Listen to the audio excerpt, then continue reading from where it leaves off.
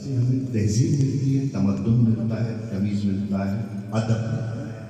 इस तनाजुर में इसको देखिएगा और 5 मिनट इसमें कम लगेंगे। विरासत नाम के साथ सिर्फ बैट बैल और हेलमेट से किट बैग पूरा नहीं होता। इसे पूरा करने के लिए थाई गार्ड, बैटिंग का चेस्ट और बहुत सारे सामान की जरूरत होती है। आप पूरा सामान कब दिलाएंगे? मैंने कहा बेटा मैं दिलाऊंगा। आप पीछे 6 महीने से यही करें, दिलाऊंगा दिलाऊंगा। आपको पता है कि पूरी टीम के पास कंप्लीट किट बैग है सिवाय मेरे। बेटा मैंने सुन किया है तुमसे, मैंने कहा ना मैं दिलाऊंगा। ये मेरा 16 साल बेटा अरशद था जिस वक्त क्रिकेट खेलने गया, जुनून किया था, शौक था। हालांकि उसकी थोड़ा सा बड़ा ही बस इसको फ्रीजर। हालांकि आजकल की इस उम्र में लड़कों की एक्टिविटीज़ कुछ और होती हैं। 6 महीने से किट बैग खरीदने की जिद कर रहा था और मैं कोशिश के बावजूद उसको ये ख्वाहिश पूरी नहीं कर सकता था। बाबा मैं कुछ नहीं जानता, मैं 2 दिन में फुल किट बैग चाहता हूँ। बेटा देखो जिद नहीं करते, मैं जिद नहीं कर रहा बाबा, ये मेरी ज़रूरत है। बेटा मैंने तुम्हारी आज तक सारी ज़रूरत पूरी की है, तो फिर ये ज़रूरत पूरी क्यों नहीं कर रहे आप? देखो बेटा जिद नहीं करते। मैंने गुस्से और झंझाहट में कहा। मेरे गुस्से को देखकर अरशद खामोश हो गया। उसके उदास चेहरे को देखकर मेरा दिल कट गया और ज़िंदगी में पहली मरतबा एहसास हुआ कि मजबूरी क्या चीज़ होती है। रिटायरमेंट के बाद हीरे जैसे आदमी की हैसियत भी कौड़ी जैसी हो जाती है। इस लाइन को ज़रा समझिएगा, हम से बहुत सारे लोग हैं या हम जाने वाले हैं कि रिटायरमेंट के बाद हीरे जैसे आदमी की हैसियत भी कौड़ी जैसी हो जाती है। इसके मैं बीच में एक बात जरूर कहूँगा कि हम जो उम्र के हिस्से में पहुँच चुके हैं, तो रिटायरमेंट अपने आप को रिटायर कर देना है और जब तक अल्लाह मियां आपको ज़िंदगी दे आखिरी वक्त तक काम करते रहें। जब आप काम करते रहेंगे तो आप रिटायर्ड कभी भी ना महसूस करेंगे, ना कोई आपको कहेगा। रिटायरमेंट के बाद मेरे जैसे आदमी की हिस्से भी पूरी कोड़ी जैसी हो जाती है। गवर्नमेंट सर्विस से रिटायर्ड के बाद मैं ऑटो पार्ट्स की एक छोटी दुकान चला रहा था। हालांकि रिटायरमेंट के बाद सुकून से रहने की ख्वाहिश थी, लेकिन चूँकि दोनों बड़े बेटे की शादी के बाद कि दोनों बेटों की रुखसती के बाद, क्योंकि आज के लड़कों की रुखसतियाँ होती हैं, दोनों बेटों की रुखसती के बाद 2 बेटियां और 2 बेटे छोटे बेटे, ये मेरा कुल तनख्वाह था और दुकान में मेरी कुल किफ़ालत का जरिया थी। जब मैं सिर्फ बुनियादी ज़रूरियात पूरी कर सकता था, ना कि ख्वाहिशात। ठीक है ठीक बाबा मैं फाइनल कहने नहीं जाऊँगा, ये कहकर अरशद उठकर जाने लगा। मैंने उसको रोका, मैंने कहा बेटा तुम्हारी उम्र में मैंने भी एक जिद की थी। किससे? अपने बाबा से। क्रिकेट के बैग के नहीं। फिर अरशद तुम्हें अपनी जिद के बारे में बताते हुए अपने माजी में चला गया। पापा को रिटायरमेंट हुए चंद माही हुए थे और सरकारी घर छोड़कर हम एक सोसाइटी में शिफ्ट हुए थे। इसको आप एक लम्हे के लिए बहरिया टाउन भी समझ सकते हैं। हम एक सोसाइटी में शिफ्ट होते, हमारा घर ज़ेर तामीर था। मैं देखता था कि हमारे अतराफ में घर बहुत तेज़ी से तामीर हो रहे थे। सिवाय हमारे घर की छत से पक्की थी, फर्श बगैर प्लास्टर के था, दरवाजे और खिड़कियों की जगह पर्दे लटक रहे थे, जैसे हम दरवाजे खिड़कियों का नैमल को समझते थे, जिसकी वजह से 2 दफ़ा चोर भी आ चुका था और कुछ ना मिलने पर मायूस होकर चला गया। अच्छा, जहाँ तालियों की ज़रूरत है बजा दीजिएगा, इसमें हम किसी से वक्त यहीं से गुजरा था। 6 महीने की करीब मुद्दत में हमारे घर के सामने 3 घर मुकम्मल हो चुके थे, जिससे मेरी जुल्लाट में और इजाफा होता गया। एक दिन में मुझसे रहा ना गया और मैंने पापा से पूछा, पापा हमारे घर कब मुकम्मल हो गए? पापा बोले बेटा हो जाएगा जल्दी, देखो पहले फर्श, फिर खिड़कियाँ, दरवाजे। फिर कुछ दिनों के बाद खुशी की लहर आई और हमारे घर का फर्श बनने लगा और मुकम्मल हो गया। दीवार का प्लास्टर भी हुआ, फिर काम हो गया। खुशी ख़त्म हो गई जो कई दिनों तक रुका रहा और मेरे सब्र का पैमाना लबरेज हो गया। अब मैं पापा से जिद करने लगा कि बताएं कि घर कब मुकम्मल होगा पापा। पापा ने कहा बेटा ये सब मकान बना रहे हैं। पापा ने कहा ये सब मकान बना रहे, मैं तुम्हारे लिए घर बना रहा।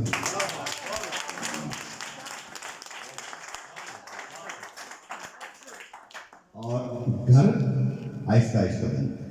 मैं उस वक्त ये बात समझ नहीं सका, पापा के जवाब से मुतमईन नहीं हुआ। जिंदगी ज़ेर तामीर घर में रवा दवा थी, वक्त अपनी रफ्तार से गुजर रहा था, लेकिन मुझे लगता है जैसे वक्त रुक गया। हालांकि वक्त कभी भी नहीं रुकता, उसकी एक अपनी रफ्तार होती है। हम अपनी ज़िंदगी की रफ्तार उस रफ्तार से मैच नहीं कर पाते, ये हमारी कमजोरी है। एक दिन पापा परचेजिंग की दुकान के लिए ऑटो पार्ट्स मार्केट जाने लगे तो मुझे भी साथ ले लिया। हम शहर के सबसे बड़े ऑटो पार्ट्स के मरकजी शोरूम में मौजूद थे। बस से उतरने के बाद चलते चलते बहुत बड़े शोरूम में दाखिल होने लगे। जो साहब हेड चेयर पे उस दुकान की पर बैठे हुए थे, सलाम दुआ के बाद वो पापा को देखकर खड़े हो गए। पापा का बहुत पुरतकबाल इस्तेमाल किया और पापा को अपनी कुर्सी पे बैठने को कहा। पापा ने माजरत की, मगर वो साहब बसित थे और इस बात पे कि पापा उसको कुर्सी पे बैठे जिससे वो बैठे हुए थे। पापा मुसलसल मना कर जा रहे थे, इनकार कर रहे थे, और वो साहब मुसलसल कह रहे थे कि उससे आप मेरी सीट पे बैठे और उठ के खड़े हो गए। इन साहब के मुलाजिम भी ये मंजर देख रहे थे। मेरी कुछ समझ में नहीं आ रहा था कि सिवाय इसके कि बड़े शोरूम का मालिक मेरे बाप को अपनी कुर्सी पे बिठा के उसको इज्जत देना चाहता था। खैर पापा के बहुत समझाने के बाद वो सब अपनी कुर्सी पे बैठ गए। उन साहब ने हमारी चाय और नबातमात सबको खाते मुबारक की। थोड़ी देर के बाद हम दोनों शोरूम से बाहर आ गए। बाहर निकलने के बाद मेरे जहन में जो सवाल उभर रहा था वही सवाल आप तमाम लोगों के जहन में उभर रहा होगा। मैंने पापा से पूछा, पापा ये साहब कौन थे? पापा कुछ देर खामोश रहे। मैं मुसलसल उनका चेहरा देख रहा था। हम पैदल बस स्टैंड की तरफ जा रहे थे। पापा का जवाब किसी ड्रोन हमले से कम नहीं था। उन्होंने कहा, बेटा ये मेरा ड्राइवर था। पापा के मुंह से ये जुमला सुनती मैं चलने के लिए रुक गया। पापा के चेहरे को मैं गौर से देखने लगा।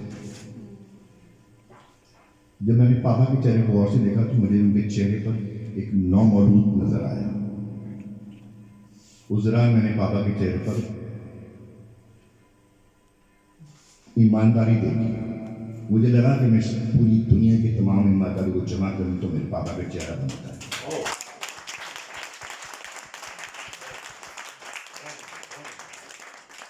पापा आगे के चल रहे थे, ये लाइन सुनिएगा। पापा आगे के चल रहे थे, मैं उनके पीछे पीछे चल रहा था।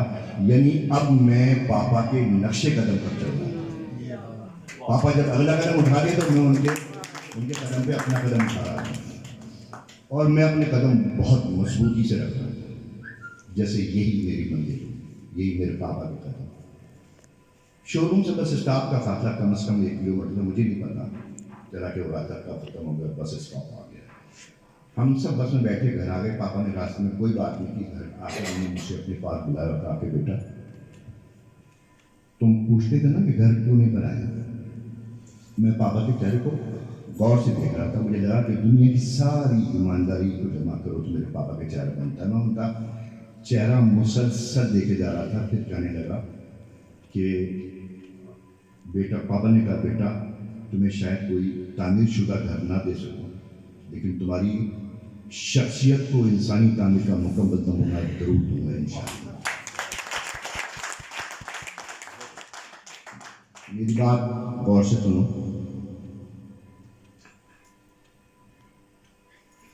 मैं आज तुम्हें विरासत में एक चीज देना चाहता हूँ, जिससे तुम्हारी शख्सियत की इमारत मुकम्मल हो जाएगी, और वो है हलाल और हराम का फर्क। मेरी इस विरासत को तुम किसी संदूक में न रखना, बल्कि अपने सीने में रखना, ताकि हर वक्त तुम्हारी हिफाजत कर सके और तुम उसको देख सके।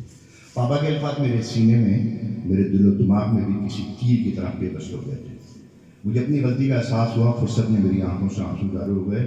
गौर से पापा की आंखों में देखा तो उनकी आंखों में भी नमी थी।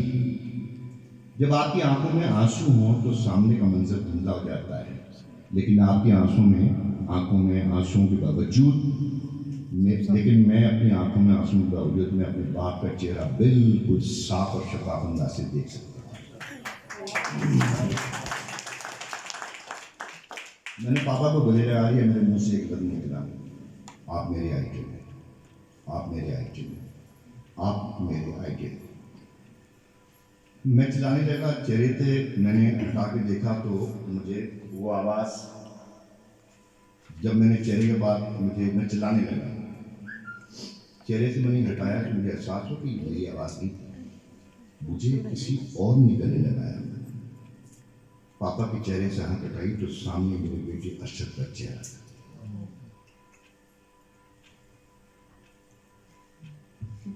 जो ज़ारो कतार हो रहा था, और ये उसी की आवाज़ थी। आप मेरे आइडियल हैं, आप मेरे आइडियल हैं, आप मेरे।